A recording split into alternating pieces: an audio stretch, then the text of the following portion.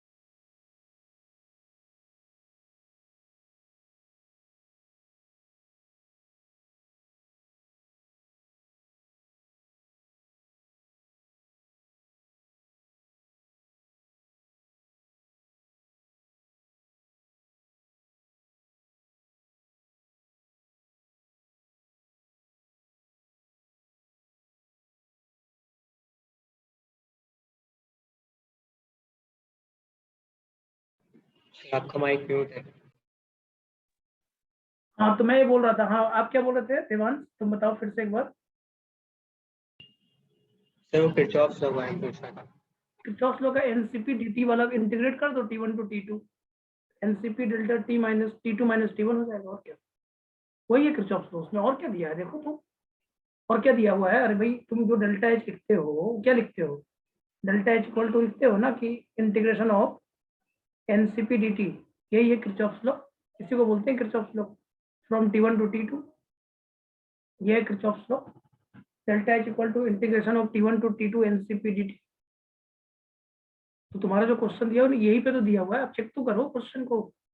ये जो क्वेश्चन दिया है किरचॉफ को बोलते हैं एनसीपी dt डेल्टा एच और T1 टू T2 इंटीग्रेशन, यही होता है किरचॉफ्स लॉ। तो किरचॉफ्स का कोई अलग तो है नहीं, उससे आप क्वेश्चन बना सकते हो, वो वाला सेम क्वेश्चन बनेगा। इसलिए हमने उसको किरचॉफ्स लॉ के नाम से नहीं पढ़ाया है, लेकिन आपको पढ़ाया हुआ है। क्लास हेडिंग है बोर नेबर साइकिल, इसको कंप्लीट कर लो।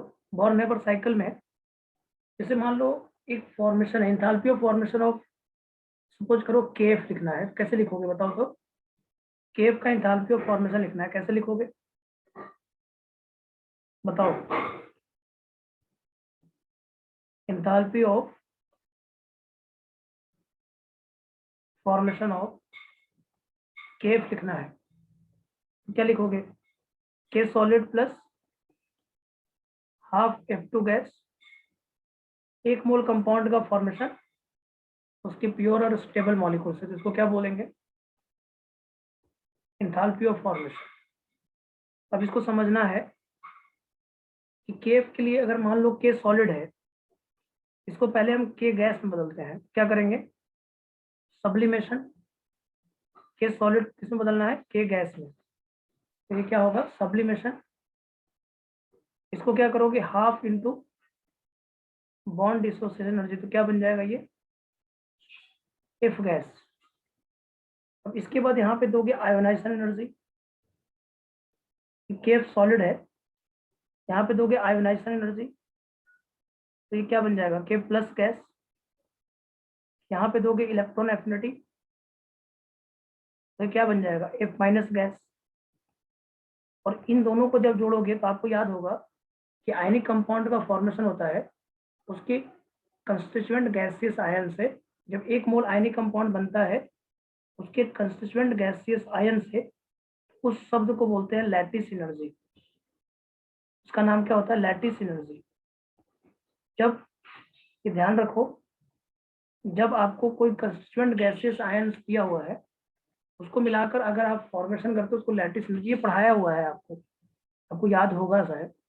तो K solid plus half F2 gas give KF solid, और मैंने बोला के सॉलिड मतलब सब्लिमेशन करके के गैस में बदल दो, तो ये पूरा बनता है लैटिस एनर्जी का मतलब क्या होता है, 1 मोल आयनिक कंपाउंड का फॉर्मेशन उसके उसके कंस्टिट्यूएंट गैसियस आयन से जब होता है तो उसको बोलते हैं लैटिस एनर्जी। तो अगर मुझे मान लो इसका एंथैल्पी ऑफ फॉर्मेशन लिखना है तो क्या लिखेंगे बताओ? अगर एंथैल्पी ऑफ फॉर्मेशन केएफ का लिखना है तो हम लिख सकते हैं सब्लिमेशन ऑफ के, सब्लिमेशन सब्लिमेशन ऑफ के प्लस कर सकते हैं ionization energy of potassium plus कर सकते हैं half into bond dissociation energy of F2 plus कर सकते हैं इलेक्ट्रॉन एफिनिटी ऑफ फ्लोरीन और प्लस कर सकते हैं लैटिस एनर्जी। इन सब का जो सम होगा वही तो enthalpy of formation of KF होगा। बताओ तो लैटिस एनर्जी के टर्म में हम चाहते थे कि लैटिस एनर्जी फाइंड करना, हमारा पर्पस क्या था, लैटिस एनर्जी फाइंड करना, और क्वेश्चन में गिवन क्या था, एंथैल्पी ऑफ फॉर्मेशन, के का सब्लिमेशन, के का ionization energy, half bond dissociation energy of F2 given है और F का इलेक्ट्रॉन एफिनिटी गिवन है, तो लैटिस एनर्जी नहीं निकल जाएगा। ये लैटिस एनर्जी कैलकुलेशन होता है बाय द बॉर्न-हैबर साइकिल, उसको बोलते हैं लैटिस एनर्जी कैलकुलेशन। अब देखो सब्लिमेशन एनर्जी क्या होता है, पॉजिटिव होता है, सब्लिमेशन एनर्जी क्या होता है, पॉजिटिव, ये वाला पॉजिटिव होगा। आयोनाइजेशन एनर्जी क्या होता है, पॉजिटिव। बॉन्ड डिसोसिएशन एनर्जी क्या होता है, पॉजिटिव। इलेक्ट्रॉन एफिनिटी क्या होता है, नेगेटिव। लैटिस एनर्जी क्या होता है, नेगेटिव। और एंथैल्पी ऑफ फॉर्मेशन जो दिया होगा वो तो सब्लिमेशन पॉजिटिव लिया जाता है। सब्लिमेशन क्योंकि एनर्जी देकर आप सॉलिड को गैस में बदलते हो। आयोनाइजेशन एनर्जी किसी भी गैसियस आइसोलेटेड एटम से जब इलेक्ट्रॉन निकाला जाता है तो एनर्जी देकर निकाला जाता है। आयोनाइजेशन एनर्जी और पॉजिटिव। बॉन्ड डिसोसिएशन एनर्जी मतलब बॉन्ड तोड़ने की बात, तोड़ने का मतलब क्या है, एनर्जी देकर ही तोड़ोगे, अपने आप तो नहीं टूट जाएगा। तो bond dissociation energy positive, electron affinity negative और लैटिस एनर्जी भी नेगेटिव। लैटिस एनर्जी भी क्या होगा, नेगेटिव होगा। तो ये है enthalpy of formation of KF, enthalpy of formation of KF. Is it clear? इसी को बोलते हैं बॉर्न-हैबर साइकिल। इसी का नाम क्या होता है, बॉर्न-हैबर साइकिल। और अगर MgO होता तो क्या होता, MgO होता तो क्या होता बताओगे? Enthalpy of formation of MgO लिखना है, कैसे लिखोगे? बॉर्न-हैबर साइकिल से, ये क्वेश्चन आपके मॉड्यूल में है, दोनों क्वेश्चन मॉड्यूल में है। Enthalpy of formation of MgO, enthalpy of formation of MgO solid, enthalpy of formation of MgO solid कैसे लिखोगे? Enthalpy of formation of MgO solid में magnesium solid give magnesium solid और plus half O2 gas, ये क्या बन जाएगा, MgO solid. और इसको क्या बोलेंगे, एंथैल्पी ऑफ फॉर्मेशन। और सॉलिड को पहले क्या करना होगा, गैस पे बदलना होगा, सब्लिमेशन। Mg क्या हो गया, गैस। फिर क्या होगा, आयोनाइजेशन एनर्जी 1, तो क्या बनेगा ये Mg प्लस गैस। फिर क्या होगा, आयोनाइजेशन एनर्जी 2, तो यहाँ पे बन जाएगा Mg प्लस 2 गैस। इसमें क्या होगा, half into bond dissociation energy, ये क्या बन जाएगा, O गैस। इसके बाद यहाँ पे होगा EA1 बनेगा O माइनस गैस। फिर क्या होगा EA2, ये क्या बन जाएगा, O माइनस 2 गैस। और इसको जोड़ के क्या बनाएंगे हम, लैटिस एनर्जी। बस हो गया। एंथैल्पी ऑफ फॉर्मेशन में क्या क्या लिखना होगा, sublimation plus IE1 plus IE2 plus half bond dissociation energy plus EA1 plus EA2 plus lattice energy. हो गया, बस कुछ नहीं करना। Enthalpy of formation of MgO is equal to sublimation plus I1 I2 plus 1/2 bond dissociation energy plus EA1 plus EA2 और plus lattice energy. फिर से देख लो, सब्लिमेशन पॉजिटिव होता है, सब्लिमेशन क्या होता है, पॉजिटिव। एडिशनल एनर्जी क्या होता है? पॉजिटिव। बॉन्ड डिस्टेंस एनर्जी क्या होता है? पॉजिटिव। E1 निगेटिव, लेकिन सेकंड इलेक्ट्रॉन गेन एंथैल्पी हमेशा positive. Second electron gain enthalpy हमेशा पॉजिटिव, और ये निगेटिव। देख लो, सेकंड वाला हमेशा पॉजिटिव रहता है। Second electron gain enthalpy is always positive. Second electron gain enthalpy is always positive. क्यों? क्योंकि एक इलेक्ट्रॉन जुड़ा रहता है, तो वहां जो क्लाउड होता है वो निगेटिव क्लाउड हो जाता है। फिर जब इलेक्ट्रॉन जोड़ोगे तो रिपल्सन होने लगता है, तो उसके कारण, रिपल्सन होने के कारण आपको एनर्जी देकर जोड़ना पड़ जाता है। इसीलिए electron gain enthalpy, second electron gain enthalpy is always positive. Second electron gain enthalpy is always positive, always positive. ये बात है enthalpy of formation of MgO solid की कहानी। ये बॉर्न हैबर साइकिल समझ में आया या नहीं बताओ? ये दोनों क्वेश्चन आपके मॉड्यूल में है। अब दोनों क्वेश्चन में डेटा रख के आपको आंसर बता देना है बस। एक enthalpy of formation of MgO solid पूछा है, दिया हुआ है, उसमें सब्लिमेशन दिया है, I1 I2 दिया है, बॉन्ड डिसोसिएशन एनर्जी दिया हुआ है, तो हाफ कर देना क्योंकि 1/2 O2 है ना, इसलिए। उसके बाद E1 दिया है प्लस E2 दिया है, लैटिस एनर्जी दिया है, या लैटिस एनर्जी पूछ रहा है, तो ये क्वेश्चन बना सकते हो आप। आपके मॉड्यूल में एक्सरसाइज 1 के पार्ट 1 में ही दिया हुआ है। अब देखिएगा तो एक हेडिंग करके दिया है बॉर्न हैबर साइकिल, उसमें 2 क्वेश्चन दिया हुआ है।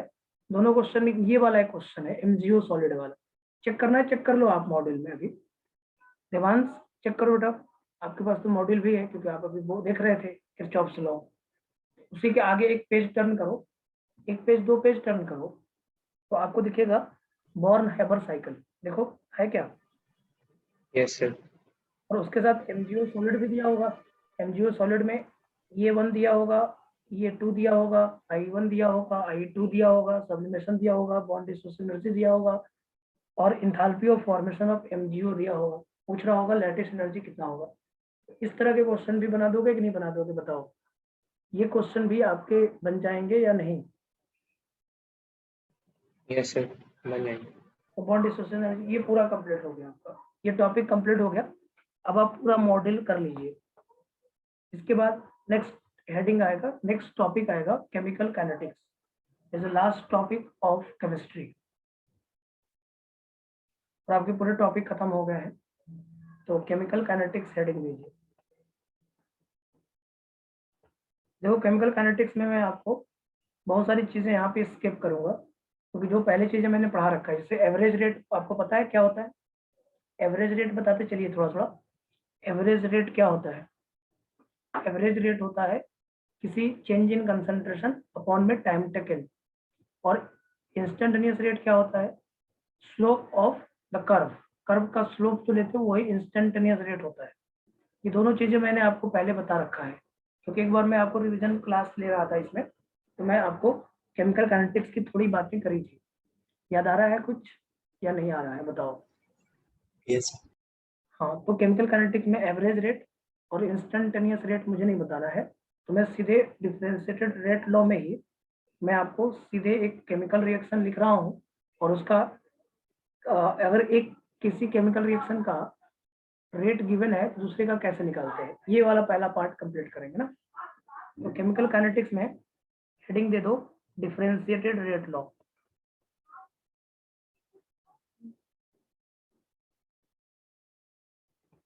डिफरेंशिएटेड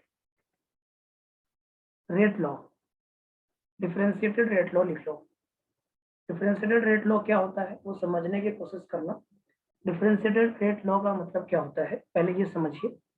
डिफरेंशिएटेड रेट लॉ का, जैसे मान लो एक केमिकल रिएक्शन है ए प्लस बी, ये सी प्लस डी है, ये कितना आएगा? -1/a dA/dt इक्वल टू आएगा 1/v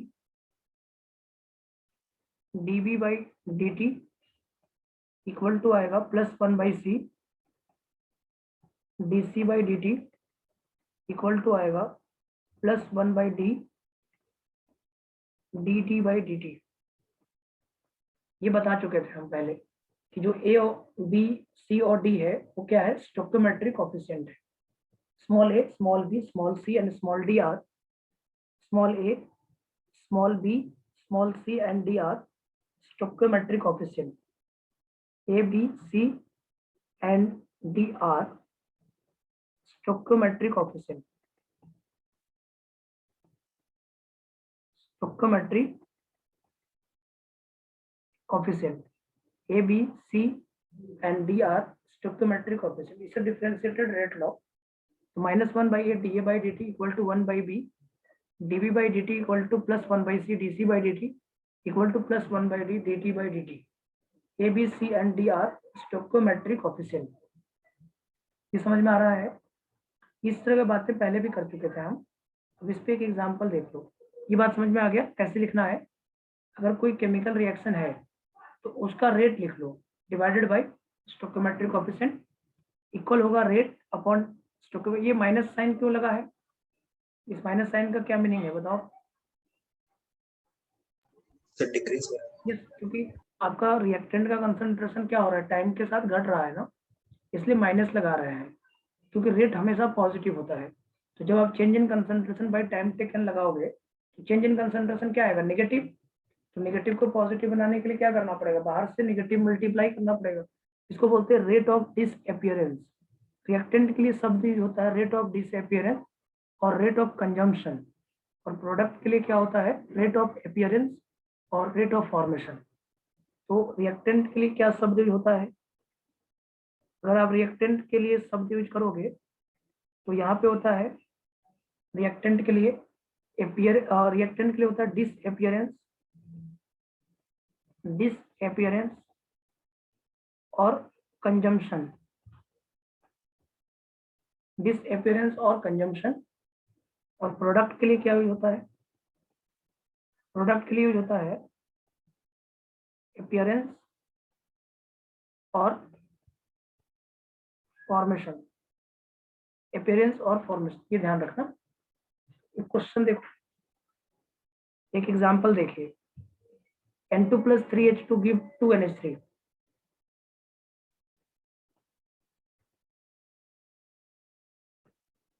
Give 2NH3. N2 plus 3H2 give 2NH3.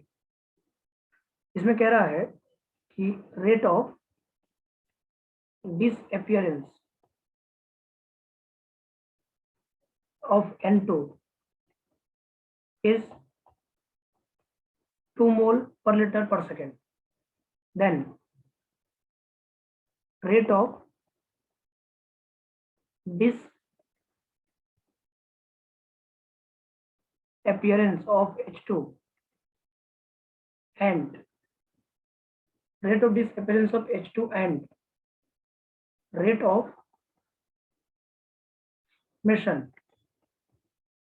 of NH3R. इसको बताए, इसको बताइए.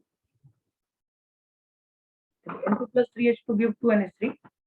Rate of disappearance of N2 is 2 mole per liter per second. यहाँ पे कितना दिया है? 2 मोल पर लीटर पर सेकेंड.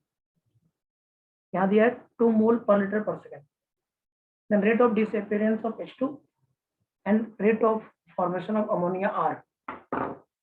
सोचिए क्या होना चाहिए आंसर.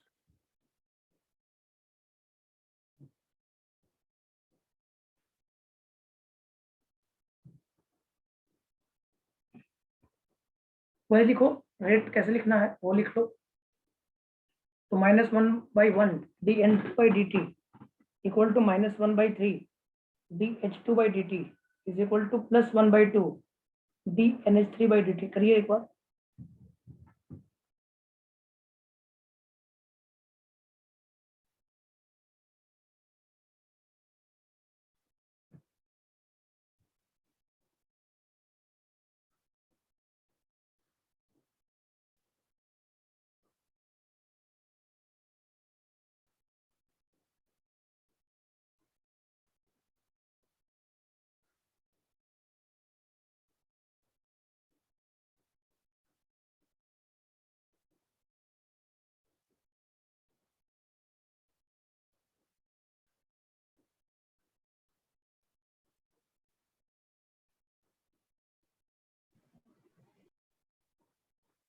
विशाल कितना आएगा?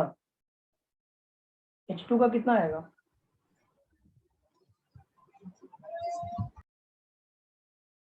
ऊपर वाला जैसे So 6 6 आएगा ना, हाँ ठीक है 6 आएगा। और NH3 का कितना आएगा,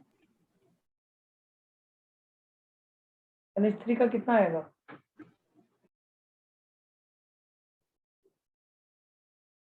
ऊपर वाला जैसे लिखा है ना उसी से लिखो ना, 1 by stoichiometric coefficient into concentration equal to 1 by stoichiometric coefficient into concentration into rate of जैसे rate of N2 by 1 लिखोगे, rate of H2 by 3, rate of ammonia by 2। Ammonia का कितना आएगा, 4 आएगा ना, अमोनिया का कितना आएगा, 4 आएगा ना, बोलो। Yes sir. Yes, sir. चलो देखो एक बार सभी लोग देखें, N2 plus 3H2 gives 2 NH3। Simple question है ये, इस तरह का क्वेश्चन आता है तो बनाया जा सकता है। इसमें रेट लिखने का तरीका आपको सिखाया गया है। क्या लिखोगे इसमें, यहाँ पे लिखोगे आप माइनस dN2 by dt, यहाँ पे क्या लिखोगे माइनस dN2 by dt, यहाँ पे लिखोगे माइनस dN2 by dt। एक सेकंड रुकना, और उसके इक्वल लिखोगे -1/3 dH2 by dt, और इक्वल टू लिखोगे +1/2 dNH3 by dt। तो क्या लिखा जाएगा, -1 dN2 by dt equal to -1/3 dH2 by dt और +1/2 dNH3 by dt। तो 1 बाई ये dN2 by dt कितना हो जाएगा, 2 दिया है ना ये, और ये कितना हो गया -1/3 dH2 by dt, और इक्वल टू कितना हो गया ये +1/2 dNH3 by dt। तो यहाँ से अगर आप निकालोगे तो dH2 by dt कितना आ जाएगा, -dH2 by dt, ये होगा 6 मोल पर लीटर पर सेकेंड, और dNH3 by dt कितना हो जाएगा, ये आ जाएगा आपका 4 मोल पर लीटर पर सेकेंड। एक में आएगा 6 मोल पर लीटर पर सेकेंड, और एक में आएगा 4 मोल पर लीटर पर सेकेंड। तो समझ में आ रहा है ये बात कैसे क्वेश्चन को बनाना है। तो dH2 by dt Yes. 6 mole per litre per second, और NH3 by dt 4 mole per litre per second. Is it clear और नॉट, बोलो। Yes sir. Yes, sir. Yes, sir. एक क्वेश्चन ये दिया है, मान लो 2SO2 प्लस O2, ये 2SO3 दे रहा है, और यहाँ कह रहा है कि rate of disappearance of SO2 is 16 gram per liter per second. Then rate of disappearance of O2 and rate of formation of SO3 in gram per liter per second are, करिए। Rate of disappearance of SO2 is 16 gram per liter per second. Rate of disappearance of O2 and rate of formation of SO3 in gram per liter per second are, बताओ क्या answer हो।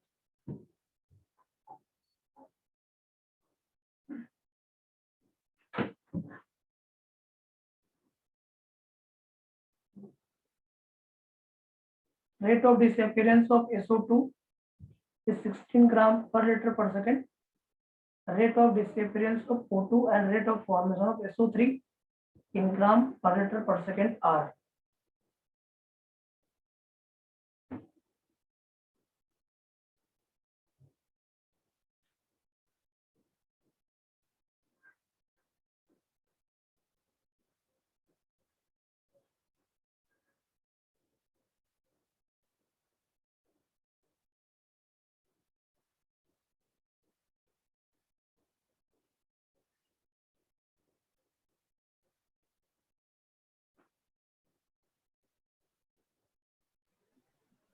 Sir O2 का 8 होगा और SO3 का 16।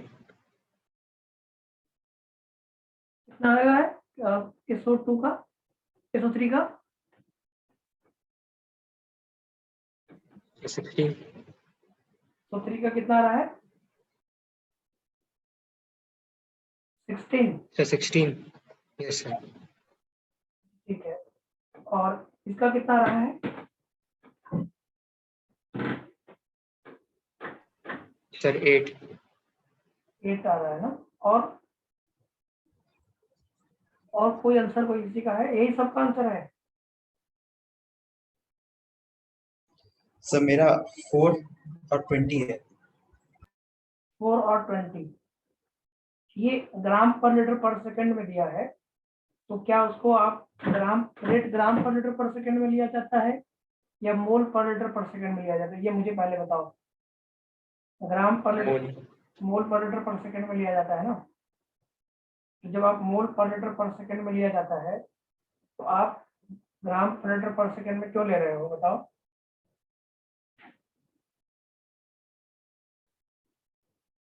सोचने वाली बात है कि नहीं है। Yes sir.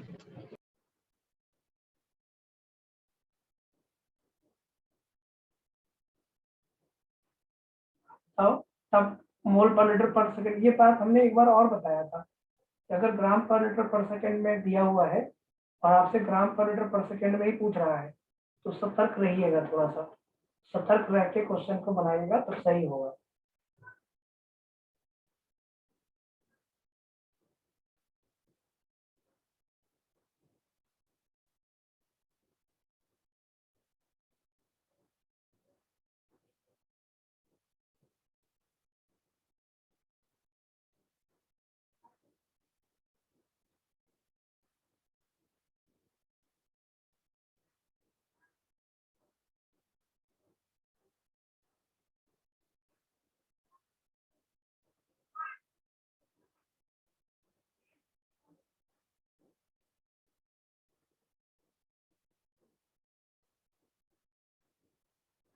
बताओ,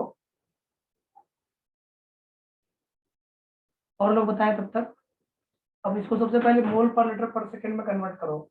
ये बात उस दिन भी हम बोले थे, तब भी आप भूल गए हो।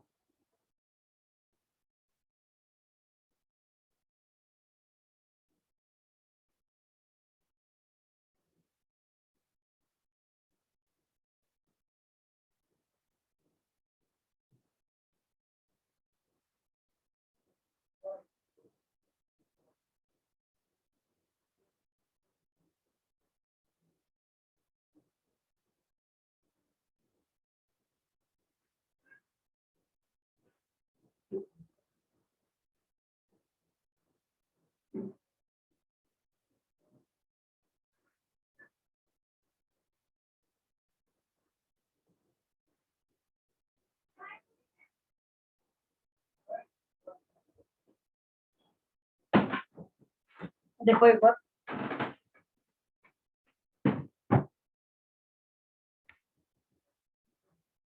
तो देखो इसमें क्या करना होगा कि सबसे पहले तो आपको जो ग्राम पर लीटर पर सेकंड दिया है तो सबसे पहले मोल पर लीटर पर सेकंड में बदलो।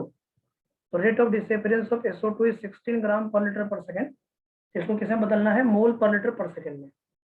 कितना आएगा बताओ। SO2 का मॉलिक्यूलर वेट 64 होता है।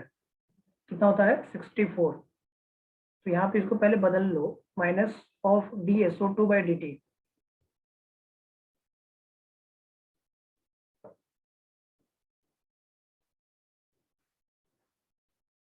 यहाँ आएगा माइनस ऑफ DSO2/dt। ये हो जाएगा आपका 16/32×64 1/4 मोल पर लीटर पर सेकेंड। ये क्वेश्चन को बनाने का तरीका यही होता है। अब आप इसको रिएक्शन में अप्लाई करो, ये कितना आ जाएगा -1/2 DSO2/dt is equal to minus of DO2/dt plus 1/2 DSO3/dt -1/2 DSO2/dt equal to minus of DO2/dt plus 1/2 DSO3/dt। तो ये कितना आ जाएगा तुम्हारा, -1/2 16/64, मतलब 1/4, सॉरी 16/64 का मतलब 1/4 equal to minus of DO2/dt equal to कितना आ रहा है, प्लस 1/2 DSO3/dt। यहाँ से आ गया 1/8, तो minus of DO2/dt minus plus ले लेना इसको, ये 1/8 इसका है मोल पर लीटर पर सेकेंड।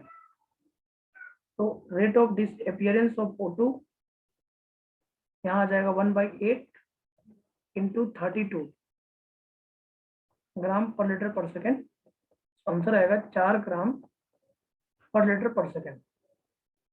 और ये आ जाएगा 1/2 DSO3/dt is equal to DSO3/dt is equal to, ये आ जाएगा आपका 1/4।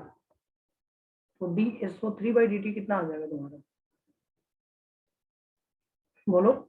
DSO3 ये 1/8, सॉरी यहाँ पे 1/8 आएगा ना, तो DSO3/dt कितना आ जाएगा, 1/4 मोल पर लीटर पर सेकेंड। तो DSO3/dt कितना आ जाएगा, 1/4 इंटू 80, तो 20 ग्राम पर लीटर पर सेकेंड आएगा। तो विशाल का सही था। ये बात मैंने पहले बोला भी था कि अगर रेट कभी ग्राम पर लीटर पर सेकेंड में दिया होगा तो first of all we convert into mole per litre per second. First of all we all convert into mole per litre per second. Is it clear?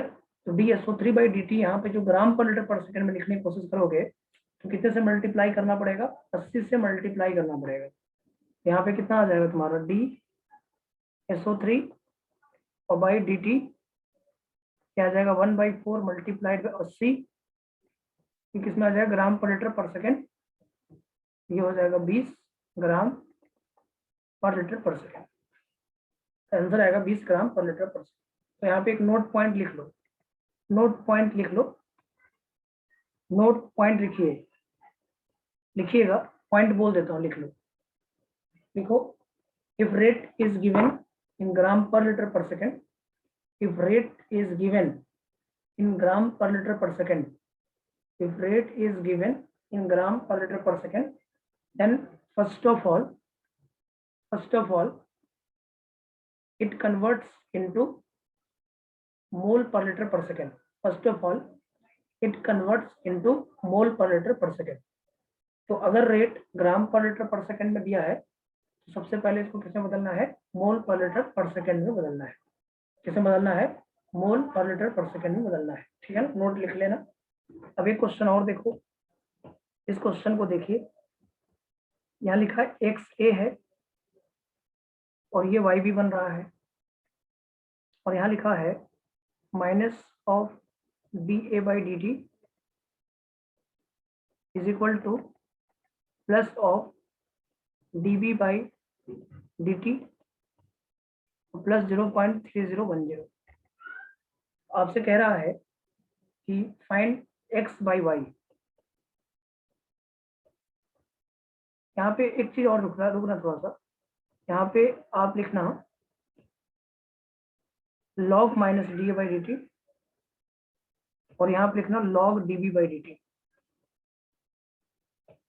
अभी सही हो गया, log minus DA/dt equal to log DB/dt plus 0.3010।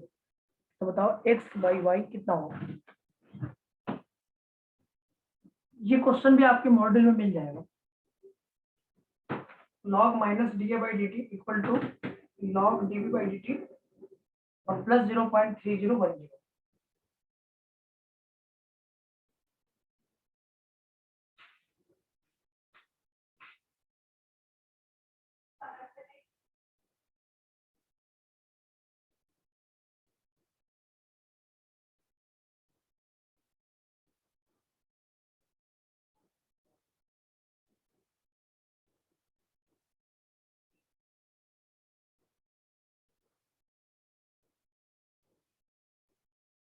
Sir 2।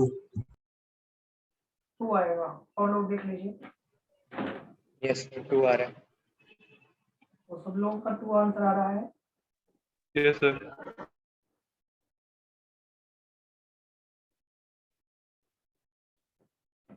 ठीक है, तो आ रहा है answer 2 आ रहा है ना। log minus D A by D T equal to log D B by D T और प्लस 0.3010। तो सबसे पहले तो इसको सॉल्व करना पड़ेगा एक बार, इसी को सॉल्व पहले करो। तो ये क्या आ जाएगा, log minus D A by D T और इक्वल टू होगा log D B by D T और प्लस log 2 लिख सकते हैं ना, log a plus log b, log a into B हो जाता है। यहाँ से आ जाएगा log minus D A by D T is equal to log 2 multiplied by D B by D T. अब ये log खत्म हो जाएगा, ये कितना आ जाएगा, minus of D A by D T is equal to 2 into D B by D T, minus D A by D T equal to 2 D B by D T. इसको कैसे लिखोगे, minus 1 by X D A by D T, minus 1 by X D A by D T is equal to plus 1 by Y D B by D T. यहाँ से क्या आ जाएगा, minus of D A by D T is equal to X by Y और ये D B by D T, ये हो जाएगा आपका। और एक्स बाई वाई का यहाँ पे कंपेयर दीजिए क्वेश्चन 1 एंड 2, तो X by Y equal to कितना आ जाएगा, 2 आ जाएगा। एक्स बाई वाई कितना आ जाएगा, 2 आ जाएगा। देख लो, अगर डाउट हो तो पूछ लो आप। ये समझ में आ गया सबको? अगर ऐसा कुछ रेट लिखने के लिए आ जाता है तो क्वेश्चन बनाया जा सकता है कि नहीं बनाया जा सकता है। उसके बाद next yes sir. Heading, rate लो हेडिंग दो, रेट लो हेडिंग दो ना, रेट लॉ। यहाँ पे लिखना है इट इज एक्सपेरिमेंटल लॉ। ये कैसा लॉ होता है, एक्सपेरिमेंटल लॉ होता है ना। यहाँ लिख लो इट इज एक्सपेरिमेंटल लॉ। ये बात भी बता चुके हैं पहले हम, ये भी बताया है जब आपको हम रिवीजन करा रहे थे, तो मैंने ये रेट लॉ भी पढ़ा दिया था। इट इज एक्सपेरिमेंटल लॉ होगा, जिसमें रेट जो होगा वो rate of reaction directly proportional to क्या होता है, rate is directly proportional to concentration of reactant. ये भी बता दिया था, याद आ रहा है क्या, concentration of reactant. Rate directly proportional to क्या होता है, concentration of reactant.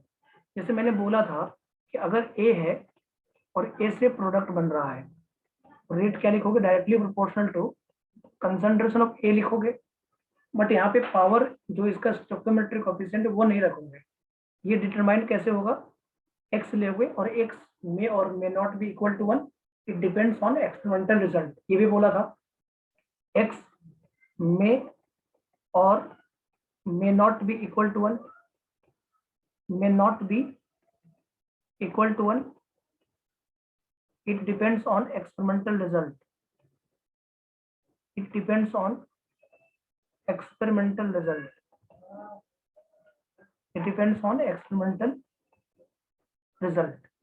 x may और may not be equal to 1, x 1 हो भी सकता है और नहीं भी हो सकता है, ये डिपेंड करेगा कि एक्सपेरिमेंटल रिजल्ट क्या कह रहा है। It depends on experimental result. R directly proportional to A के पावर एक्स बताया था। फिर मैंने बोला था कि अगर प्रोपोर्शनल साइन हटाते हो तो ये क्या हो जाएगा, के ए के पावर एक्स हो जाएगा, के ए के पावर एक्स होगा। तो के क्या है, रेट कांस्टेंट है, के क्या है, रेट कांस्टेंट है। और मैंने ये बताया भी था कि rate constant only depends on order और rate constant only depends on temperature. ये पहले आप लिख लो, it only depends on temperature, only depends on temperature. कभी भी आपको रेट लिखना है तो आपको स्टोइकोमेट्रिक कोएफिशिएंट पावर में नहीं लिखना है। पावर में क्या लिखना है, अननोन टर्म लिखना है। जैसे मान लो अगर कोई क्वेश्चन दे ए प्लस बी है और इससे प्रोडक्ट बन रहा है, तो रेट होगा वो होगा के ए के पावर एक्स और ये होगा बी के पावर वाई। एक्स और प्लस वाई ये 1 + 1 2 के बराबर हो भी सकता है और नहीं भी हो सकता है। x + y may or may not be equal to 2. It depends on experimental result. ये किस पे डिपेंड करेगा? एक्सपेरिमेंटल रिजल्ट पे डिपेंड करेगा। a + b और प्रोडक्ट बना रहा है तो r = k a के पावर x b के पावर y लिखना है। और यही जो सम होता है ना, जो पावर कंसंट्रेशन के पावर का सम ऑर्डर होता है। ऑर्डर यहाँ पे क्या होता है? Order is sum of power of concentration is equal to order. यहाँ पे लिखिएगा, ऑर्डर लिख के डिफाइन करिए। Sum of power of concentration, sum of power of concentration is order of reaction, is order of reaction. अब यहाँ पे थोड़ा सा बात और कर लीजिए, क्योंकि यहाँ पे ऑर्डर क्या हो गया? x + y sum of power of concentration is order of reaction. Order के बारे में लिख लीजिए। It can be 0, it can be fractional and integer. ये 0 हो सकता है, फ्रैक्शन हो सकता है और इंटीजर हो सकता है। क्लियर है? और it can not be greater than 3, it can not be greater than 3। ऐसा माना जाता है, इनसे ज्यादा नहीं हो सकता। क्यों नहीं? क्योंकि बिकॉज मोर देन 3 पार्टिकल और cannot collide properly, because more than 3 particle cannot collide properly, cannot collide properly.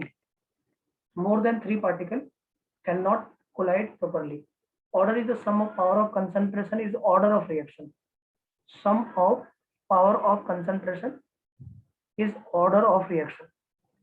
Order क्या होता है? Sum of power of concentration होता है। It can be 0, fractional and integer. It cannot be greater than 3 because more than 3 particles cannot collide properly. More than 3 particles cannot collide properly. Order क्या है? समझ में आ गया होगा। ऑर्डर पावर के concentration का सम होता है। ऑर्डर क्या होता है? पावर के कंसंट्रेशन का सम होता है। तो कभी भी आपको ऑर्डर निकालने के लिए पूछता है तो एक्सपेरिमेंटल रिजल्ट देगा। जैसे मान लो, एक एग्जांपल से समझो। एक क्वेश्चन ये है, सपोज करो आपको दे दिया a + b है और ये प्रोडक्ट दिया है। अब कह रहा है, एक्सपेरिमेंट 1 कह रहा है, एक्सपेरिमेंट 1 कहता है if concentration of b is doubled, concentration of b is double and concentration of a remains same, then rate of reaction becomes double. पहला एक्सपेरिमेंट कहता है। दूसरा एक्सपेरिमेंट कहता है if concentration of A is double, if concentration of A is doubled, if concentration of A is doubled and concentration of B remains same, and concentration of B remains same, then rate of reaction becomes,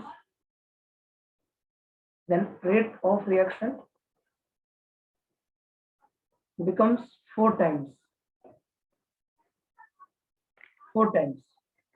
Then find first order of reaction, second order with respect to A and B, order with respect to A and B, and third write rate law expression करिए। ये 2 experiment है, वो x और y के unknown जो आप मानोगे ना उसको निकालने में हेल्प करेगा। x और y जो अननोन मानोगे ना उसको निकालने में हेल्प करेगा। a + b give product with concentration of B is doubled and concentration of A remains same, then rate of reaction becomes double.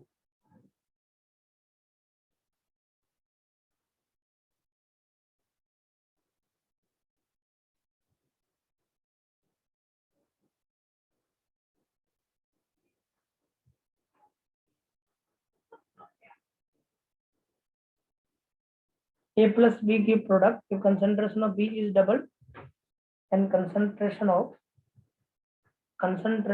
A remains same, then rate of reaction becomes double.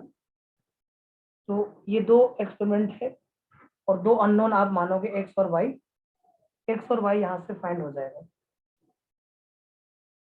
Easily आप x और y को find कर पाएंगे, problem नहीं होगा आपको।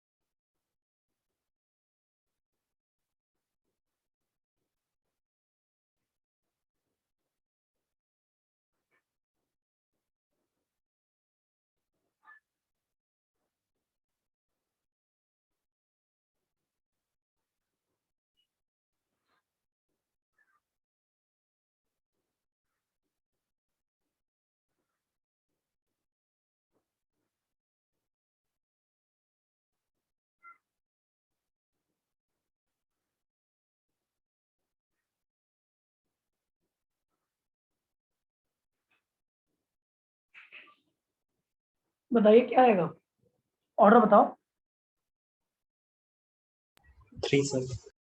So 3. 3 order आएगा ना, सही बात है, 3 ऑर्डर चलो। आएगा। तो पहले तो आप लिख लो r equal to k a के पावर x b के पावर y।